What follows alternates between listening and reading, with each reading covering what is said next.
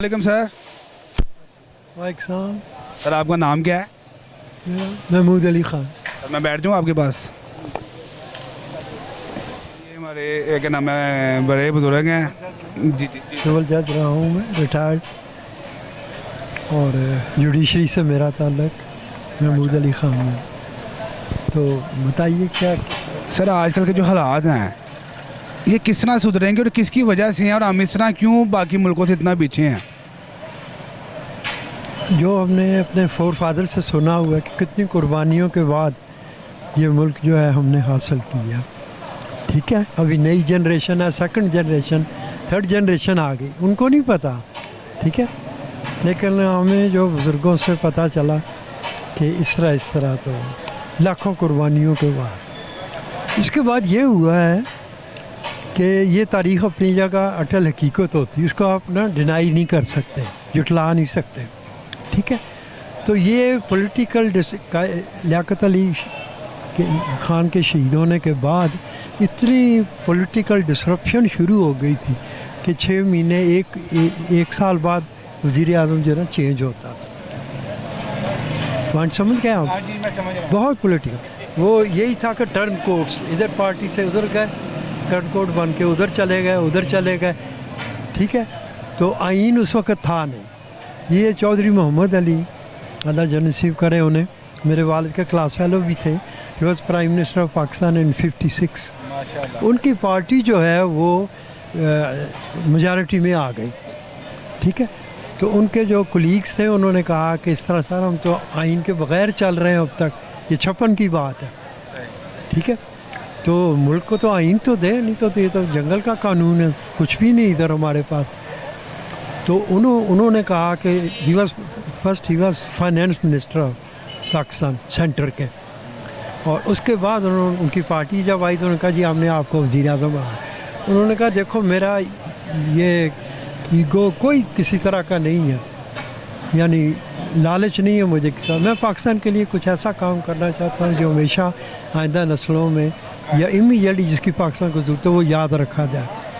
तो उन्होंने कहा मुझे just give me 6 months and I will give you a first constitution of Pakistan. और वो 6 महीनों के अंदर उन्होंने, and after that I will resign my self. 6 महीनों में उन्होंने 56 का आइन दिया पाकिस्तान को पहला। ठीक है, उसके तहत फिर सारा सिलसिला जो गवर्नमेंट ही आपको पता है आइन के तहत चलती, तो उसके बाद उन्होंने रिज़ाइन कर दिया। He was such A neat and clean person, ये उनका बड़ा एहसान है पाकिस्तान पर। उसके बाद ये हुआ कि जनरल सिकंदर मिर्ज़ा थे। ठीक है, he was also from army, लेकिन वो डिसरप्शन जो थी ना वो अभी कंटिन्यू हो रही थी, इंट्रीग चल रही थी। तो उन्होंने प्रेसिडेंट अयूब जो थे, he was a right hand man of Quaid Azam. ठीक है, उस वक्त he was commander in chief of Pakistan forces partition के वक्त। ठीक है, तो उन्होंने ये कहा कि हम आप पे रिलाई करते हैं, तो मैं it won't be a martial law, आप फौज ज़बरदस्ती आप गासिब नहीं बन रहे, मैं आपको इनवाइट करता हूँ कि मुल्क को संभालें, मेरे बस की बात नहीं है इस वक्त जो पॉलिटिकल सिनारियो चल रहा है। ठीक है, तो इस तरह वो 57 का मार्शल लॉ लगा। 57 से सन 68 तक फील्ड मार्शल यूब खान ने हुकूमत की, और आज भी जो प्राइम मिनिस्टर ऑफ पाकिस्तान है, he is always tuning on one. वो जी 60 में जो तरक्की हो रही थी पाकिस्तान की, जापान के बाद सबसे टॉप पे था, हैं जी। तो वो जो 11 साल की तरक्की थी ना, वही पाकिस्तान में, तो हकीकतन वो 11 साल का जो है, तो मैंने अपने प्राइमरी स्कूल में था तो मैंने वो टेन्योर सारा देखा है 11 ईयर्स का। तो सर उस 11 साल की तरक्की, इतनी पाकिस्तान ने तरक्की की इस 11 सालों में, सर उसके बाद पाकिस्तान को कोई ऐसा लीडर नहीं मिला आज तक कि पाकिस्तान को तरक्की के मुकाबले लग जाता है ना। ये और तरह का मार्शल लॉ था। इसको सुप्रीम कोर्ट से जस्टिस मुनीर ने, उन्होंने फिर कहा कि मैं गासिब नहीं बनना चाहता, मैं सुप्रीम कोर्ट के सामने रखता हूँ कि मैं सही तरीके से गवर्नमेंट में आया हूँ, मुझे इनवाइट किया गया है। तो जस्टिस मुनीर जो थे उन्होंने कहा कि यू आर राइट, हैं जी, you are on right path. तो ठीक है, जैसे चल रही थी तो मुल्क तो बचाना था, तो आपने उस बंदे ने फिर जो 11 साल जो है बहुत तरक्की की, دنیا کے سب سے بڑے 2 ارتھ فل ڈیم، ٹھیک ہے. ٹیکسٹائل یہ سیگلز اور سیٹ داؤد کے علاوہ کچھ نہیں تھی. ٹیکسٹائل ملز لگی، ٹھیک ہے. پھر ریفائنری کراچی کی لگی، کوئی تیل صاف کرنے کا کارخانہ نہیں تھا. ہاں جی. اور سب سے بڑی بات کہ پاکستان کی فوج ہی نہیں تھی ایک طرح سے، یہ سمجھ لیں. یہ اللہ خدا مملکت خدا داد ہے، ہم اس کو کہتے ہیں God gifted country based on one ideology. It's also an example in the world. Judaism کا ہے ان کا اسرائیل، لیکن وہ غاسمانہ بات ہے. ہم نے قربانیاں دے کے حاصل کی ہے ایک آئیڈیالوجی کے تحت، ٹھیک ہے. تو اس طرح کر کے انہوں نے پھر جو تھے بہت اچھے کام کیے. ان کو کیا وجہ تھی؟ میرا پوائنٹ یہ ہے کہ ان کو 11 سال ایک بندے کو was a neat and clean general character wise and he was a very good personality. ان کی کبھی آپ ویڈیو دیکھیں نکال کے، جہاں دنیا میں جاتے تھے دیکھتے رہ جاتے تھے. ہیں جی، اتنی عزت ان کو دیتے تھے اور پرفارمنس بھی اس کے ساتھ. And he was the second field marshal in the world. Field marshal Montgomery کے بعد سیکنڈ ورلڈ وار میں جیتے تھے، تو ان کو انہوں نے خطاب دیا تھا انگریزوں نے، فیلڈ مارشل مونٹگومری کو جرمنوں سے جب جیت. تو اس کے بعد سیکنڈ فیلڈ مارشل جنرل جو تھے وہ فیلڈ مارشل ایوب خان. تو سر یہ جو جنرل اب جو ہے 11 سال انہوں نے حکومت کی، لیکن وہ اس طرح تھا، وہ میں نے سارا ٹینیور دیکھا، وہ اتنی سخت، وہ ہمارے عوام کو مزاج کو سمجھتے تھے. اس بندے میں یہ کوالٹی تھی، ٹھیک ہے. اور قائد اعظم کے رائٹ ہینڈ میں رہے تو انہوں نے ان کو کمانڈر چیف بنایا ہوا تھا پاکستان کا، جبکہ ہماری اس وقت فورسز نہیں. اس سے میں امیڈیٹ ایک پوائنٹ پہ آتا ہوں. امریکہ میں ریپبلکن پارٹیز ہیں اور ڈیموکریٹس ہیں، ٹھیک ہے. ریپبلکن پارٹیز کا president he is always in the favour of Pakistan, while Democrats they are pro Indians. تو اس وقت general Eisenhower, he was also from army. General Eisenhower امریکہ کے صدر تھے، ہی واز فرام ریپبلکن.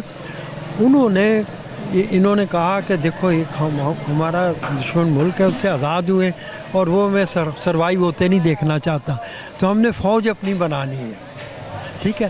جو آپ ہمارے لیے کر سکتے ہیں سب سے بڑا احسان کہ ہم فوج آرگنائز کریں گے، ہمیں اسلحہ لیٹسٹ دیں، ٹھیک ہے.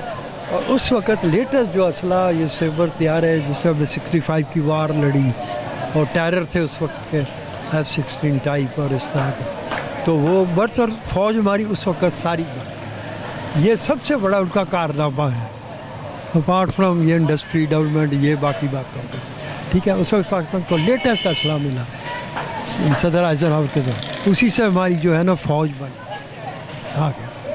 اس کے بعد آ جاتے ہیں اچھا، سب سے بڑی بات یہ تھی کہ اتنا ان کا تھا کہ آزادی سے آزادی تھی اس ملک کو، عوام کے مزاج کو سمجھتے تھے. اسی پوائنٹ پہ آتا ہوں. اور سختی سے سختی تھی، وہ سمجھتے تھے یار ایسے ہیں، اتنی اویئرنیس نہیں لوگوں میں، شعور نہیں ہے، تو سر پہ ذرا ٹیرر ہونا چاہیے اور آزادی ان کو کھلی دے. ہر چیز آزادی کی قابل تھی، ٹھیک ہے. اور لیکن اتنا ایڈمنسٹریشن اتنی سخت تھی. ادھر گورنر ابھی جو مرکزی ابھی پاکستان ہے اس وقت، تو یہ مغربی پاکستان کا تھا اور ادھر ایسٹ پاکستان تھا. تو یہاں کے گورنر تھے نواب امیر آف کالابا، وہ ان کے اعتماد کے آدمی تھے. انہوں نے کہا تھا آپ نے ایک ہی کام کرنا ہے کہ ایڈمنسٹریشن اس صوبے کو دینی ہے. ادھر general lieutenant general Azam Khan تھے، he was very popular in Bengalis, ہے جی. یہاں سے ان کو وہاں گورنر لگایا، اور سیلاب آتا تھا، وہ یونیفارم پہنی ہوئی، پانچے اوپر کیے ہوئے، اور 3 فٹ پانی میں سے گزر کے جھگیوں تک جاتے تھے. وہ سچ ہے عوامی پرسن، ٹھیک ہے. تو اس دوران میں مین پوائنٹ پہ آ رہا ہوں، یہ بھی جو ڈسپشن ہے کہ اس وقت ٹھیک ہے انفلیشن نہیں تھی ورلڈ میں، لیکن ایڈمنسٹریشن بھی کوئی بات ہوتی ہے. ان 11 سال کے اندر اس وقت ہمارا روپے کا سکہ ہوتا تھا، ٹھیک ہے، اور آنے ہوتے تھے، 1 روپیہ اور اس میں 16 آنے. 2 آنے چیز یہ 11 سال میں کوئی کموڈٹی، یعنی فوڈ سے لے کے کسی بھی 10 روپے کی چیز سے لے کے 1000 روپے کی چیز تک 2 آنے چیز بڑی نہیں بڑی، یعنی اتنی ایڈمنسٹریشن تھی. آج کے دور میں کیا ہے؟ اب یہ ہوا ہے کہ اس کے بعد سے جب وہ یہ تھوڑا سا आपने सुना होगा स्कैंडल सा बना था, वो असल में फॉरेन पावर थी, वो देख नहीं सकती थी, इंट्रीग चली उधर से, डेमोक्रेट्स आ गए इधर, इंडिया और सारा लॉबी मिल के वो चाहते थे कि ये बंदा जो है ना किसी तरह बस पूरा हो गया, इनका टर्नओवर कर, तो वो थोड़ी सी डिसरप्शन चलाई कि जी चीनी 2 आने महंगी हो गई। अब क्या है, कुछ भी नहीं आजकल के ज़माने, 2 आने क्या चीज़ होती है जी, उस पर एजिटेशन शुरू हो गई थी। सर मुझे ना आज का कुछ बताएं, आज की जो ऑब्जर्वेशन है ना, मैं अब्रप्टली उस पॉइंट पे आ रहा हूँ, ठीक है। तो उन्होंने रिज़ाइन कर दिया, लेकिन वो एक उसूलपरस्त बंदे थे, उन्होंने जो पावर ट्रांसफ़र की जनरल याया को, ही was a totally misfit person, ठीक है, मिसफिट पर्सन, पता नहीं वो जनरल की रैंक तक कैसे पहुँच गए। और he was the key player to dismember Pakistan, उस वक्त का जो पाकिस्तान टूटा है ना कतर में, तो ही वाज द की प्लेयर और भी थे, वो मुजीबर रहमान भी था वहाँ का ट्रेटर, जिसने कि सारी अपने ऐलान में कहा था कि I was planted by India in Dhaka university when I was 19 years old. उधर से मुझे फंड्स आते थे कि आपने ये करना है, हमारा ये है कि पाकिस्तान से हिस्सा लेके हम इसको ग्रेटर बंगाल बनाना है, तुम इधर से कर लोगे ना अलहदगी, तो इधर से अपना बंगाल जो है हम वो भी दे देंगे। हालांकि ये इंट्रीग थी, वो कभी कर ही नहीं सकता था इंडिया ये, लेकिन वो झांसे में आ गए इस तरह से। तो उसके बाद फिर भुट्टो हैं, भुट्टो साहब भी हैं, ही was a very genius person, her international politics के माहिर थे, तो 3-4 अच्छे काम किए, तो एक उनमें ये था कि ही वॉज पावर हंगरी, उसी से वो पाकिस्तान को था अल्टीमेटली, ठीक है। अब ये है सूरत हाल कि भुट्टो साहब जब तक थे ना, तो वो सारा सिलसिला चलता रहा, उसके बाद पता है आपको मार्शल लॉ लगा, ठीक है। वो भी ये था कि कनिंग तो नहीं कहना चाहिए, he was a good leader, लेकिन he was so intelligent a person. उन्होंने कहा यार मैं फ़ौज से हर वक्त हमारा ज़रा अवाम में वाह है जी, डर सा एक तरह सा, तो ऐसा जनरल ऊपर लाऊं